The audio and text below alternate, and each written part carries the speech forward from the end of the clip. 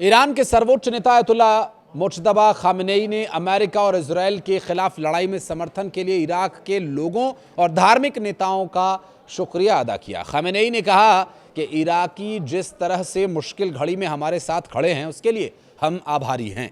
ईरानी नेता के संदेश को अमेरिकी प्रेसिडेंट डोनाल्ड ट्रंप को जवाब के तौर पर माना जा रहा है, क्योंकि उन्होंने खामेनेई की सेहत पर गंभीर सवाल खड़े किए थे। ईरानी सरकारी मीडिया ने रविवार को मुज्तबा खामेनेई के संदेश के बारे में जानकारी दी है। खामेनेई बीते करीब 1 महीने से देखे नहीं गए। ऐसे में डोनाल्ड ट्रंप ने कहा था कि ईरान के नवनियुक्त सर्वोच्च नेता मुज्तबा या तो मारे जा चुके हैं या फिर उनकी हालत बेहद गंभीर है। इसके बाद उनका इराकी लोगों के नाम एक संदेश सामने आया। डोनाल्ड ट्रंप ने दावा किया था कि मुज्तबा खामेनेई की लंबी चुप्पी से लगता है कि वो जीवित नहीं है, किसी ने उनसे कोई संपर्क नहीं किया। ऐसे में मुझे ये लगता है कि शायद वे मर चुके हैं। ट्रंप के दावे के जवाब में तेहरान की ओर से खामेनेई की सेहत पर कोई सीधा दृश्य प्रमाण तो सामने नहीं आया।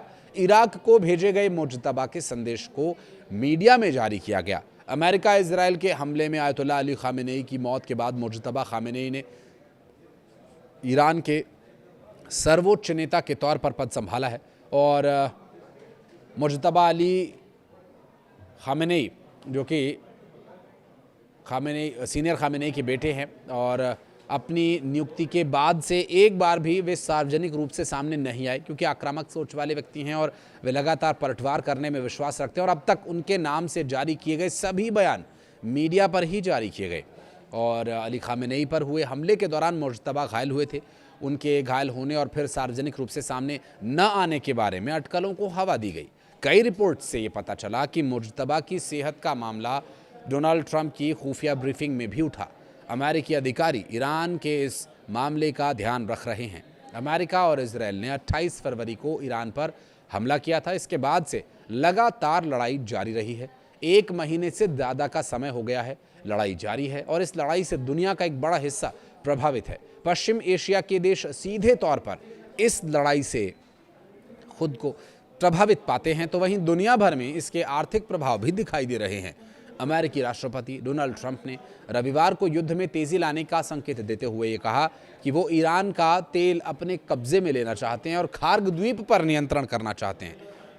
ये वही द्वीप है जहां से ईरान का ज़्यादातर तेल निर्यात होता है और उनका बयान ये ऐसे समय में आया जब संभावित ज़मीनी हमलों के लिए हज़ारों की तादाद में अमेरिकी सैनिक पश्चिम एशिया पहुंच चुके हैं। और एक दौर था, एक वक्त इसी युद्ध के दौरान सामने आया था जब वो ईरान को अपने तेल निर्यात की छूट देने की बात करते हैं कि 1 महीने के लिए हम ईरान को जो प्रतिबंध लगाए हुए हैं उससे बंधन मुक्त करते हैं।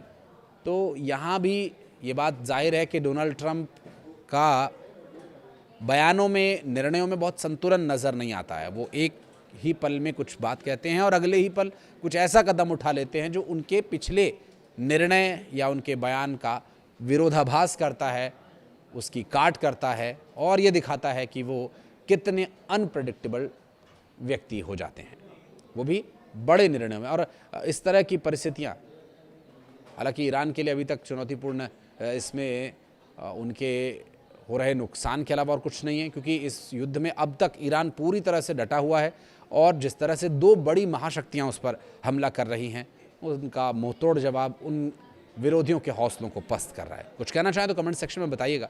वीडियो को यहाँ तक देखने के लिए बहुत धन्यवाद।